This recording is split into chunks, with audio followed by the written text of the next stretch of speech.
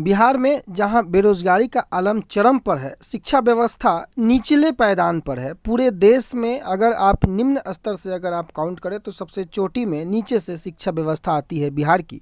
उस परिदृश्य में बिहार के शिक्षकों की बहाली में जो एसटीईटी की एग्जामिनेशन कंडक्ट हुई है और उसके बाद जो केसों का सिलसिला लगातार शुरू है, और बिहार एसटीईटी में जिस प्रकार से अभी 21 जून को मेरिट और नॉट मेरिट का जो खेल शुरू हुआ, उसके बाद की जो परिस्थितियां हैं, सारे क्वालिफाई अभ्यर्थियों का क्या होने वाला है, उन पर क्या इफ़ेक्ट पड़ने वाला है, क्या मेरिट वालों की सिर्फ बहाली होगी, कई प्रश्न आप लोगों के आते हैं।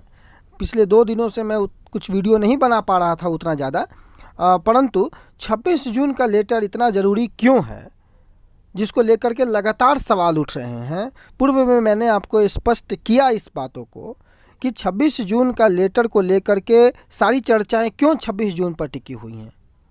और आप लोगों का यह कॉमन प्रश्न है, जब से आप लोगों ने 12/0/21 की ड्राफ्टिंग देखी होगी, मैंने आपको दोनों ड्राफ्टिंग दिखाया है, दोनों केस लिस्टेड है। कल मैंने आपको दिखाया था कि 12/481 162 नंबर पर लिस्टेड है और 12/0/21 245 नंबर पर लिस्टेड था।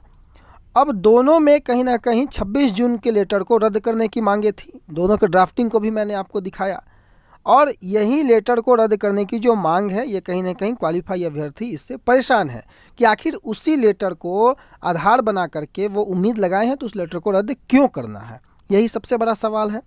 अब बात यहाँ उठती है, 3 सवालों को यहाँ पर मैं डिस्कस करूँगा। सबसे पहले कि केवल मेरिट वालों की बहाली होगी, क्या क्वालिफाई अभ्यर्थियों का क्या होगा, और 26 जून का लेटर इतना ज़रूरी क्यों है। सबसे पहले मैं आपको बता दूं 26 जून का लेटर इतना ज़रूरी क्यों है। आपको पता है कि 21 जून को जब मेरिट और नॉट इन मेरिट जो वस्तु स्थिति है उसको समझने का प्रयास कीजिए। मेरिट और नॉट इन मेरिट का जो कॉलम लगाया गया वहाँ पर, या जो मेरिट और नॉट मेरिट में अभ्यर्थियों को विभाजित किया गया, उसके बाद ऑब्वियस है कि ये सारी परिस्थितियाँ बनी, और उसके बाद 21 के बाद ये 26 जून का लेटर आता है, जिसमें यह बताया जाता है कि जो मेरिट के अभ्यर्थी थे और जो नॉट इन मेरिट में जो अभ्यर्थी थे, दोनों क्वालिफाई हैं, और अब दोनों को 7वें और आगे के चरणों में मौका दिया जाएगा। 26 के लेटर के पहले वो बात नहीं थी। 26 के लेटर के पहले तो आप लोग समझ सकते हैं कि क्या परिदृश्य था, किस तरीके से लोग जो थे वो आशंकित थे। परंतु सरकार ने 26 का जो लेटर जारी किया, जिस लेटर में यह स्पष्ट किया कि जो भी लोग क्वालिफाई हैं, चाहे वो मेरिट में थे चाहे वो नॉट इन मेरिट में थे, उन सभी को आगे मौका मिलेगा।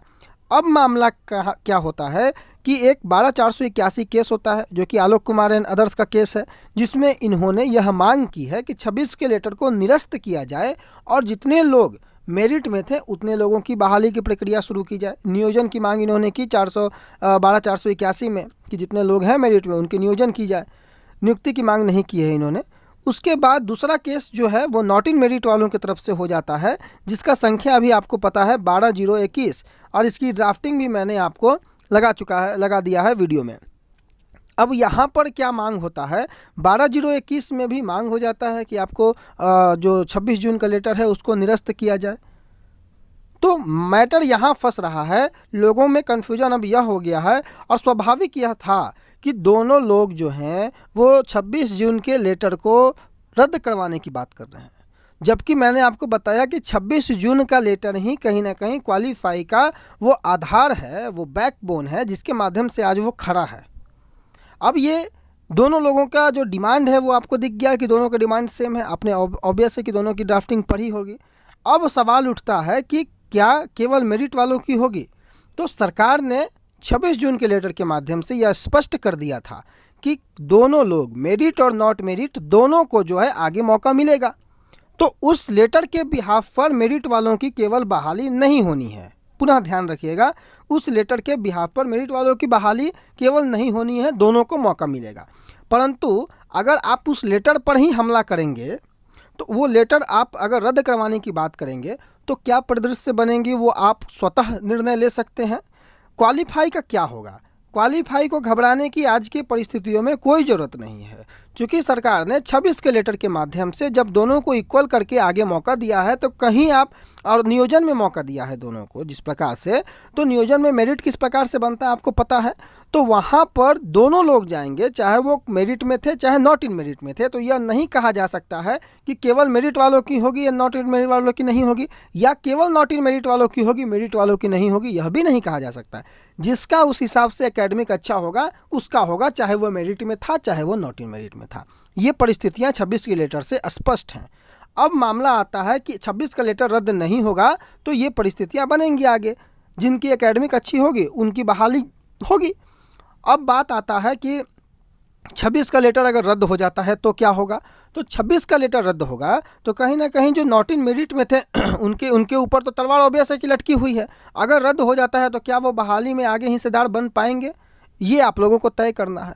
क्योंकि उसी लेटर के माध्यम से ना आप लोग आगे के चरणों में आप लोगों को मौका मिला हुआ है, और उसी लेटर के बिहाफ पर आज आप लोग यह लड़ाई लड़ रहे हैं कि सरकार ने आपको एलिजिबल बनाया है। और अगर आपका वो डिमांड रहेगा कि नहीं वो लेटर हमें नहीं चाहिए, तो यह स्वतः आपको निर्णय लेना है और आपको देखना है कि क्या उचित है और क्या अनुचित है। फिलहाल इन तीनों सवालों के जवाब को अगर एक निष्कर्ष के रूप में देखा जाए तो 26 जून का लेटर अगर है तो केवल मेरिट वालों की बहाली नहीं हो रही है। 26 जून का लेटर अगर है तो सभी क्वालिफाई को मौका मिलेगा, और 26 जून का लेटर अगर है तो जितने लोग 80,000 क्वालिफाई हैं उन सभी को आगे 7वें और आगे के चरणों में बहाली की प्रक्रिया में हिस्सा लेने के लिए वो बराबर के हिस्सेदार होंगे। दोनों को क्वालिफाई माना गया है और कहीं से कोई वेटेज कोई स्पेशल ट्रीटमेंट की बातें किसी को नहीं की गई हैं। अब 26 का लेटर अगर नहीं रहता है तो इसकी जस्ट अगेंस्ट 26 का अगर लेटर नहीं रहता है तो क्या होगा, और 26 का लेटर अगर रहता है तो क्या होगा, मैंने दोनों परिस्थितियों से आपको अवगत कराया। अब आप लोग स्वतः ये जान ले गए होंगे कि 26 का लेटर जरूरी क्यों है और क्यों इस बात पर लगातार निगाहें टिकी हुई हैं कि 26 के लेटर को रद्द नहीं होना चाहिए था। और ये रद्द जो है ये 26 का जो लेटर है यही बैकबोन है क्वालिफाई कैंडिडेटों के लिए, कि क्वालिफाई कैंडिडेट इसी के आधार पर जो है आगे के चरणों में हिस्सा ले सकते हैं। अदरवाइज 21 से लेकर के 25 तक का जो आपका जो समय था, आप लोग कल्पना कर सकते हैं कि वो किस परिस्थितियों से गुजरता हुआ समय था, और आप लोग उस परिस्थिति को याद करके 26 के लेटर को जो है उसकी महत्व को आप समझ सकते हैं। और बाकी चीज़ें स्पष्ट हैं, आप लोग स्वतः निर्णय ले सकते हैं। आप लोग सभी लोग पढ़े लिखे खुद जो है वो BA BEd किए हुए हैं, तो आप लोग अपने विवेक से निर्णय लेकर के जो भी आगे की परिस्थितियां होंगी मैं आपको उससे अवगत कराता रहूँगा। फिलहाल के लिए इतना ही। अपना बहुत ख्याल रखें। धन्यवाद।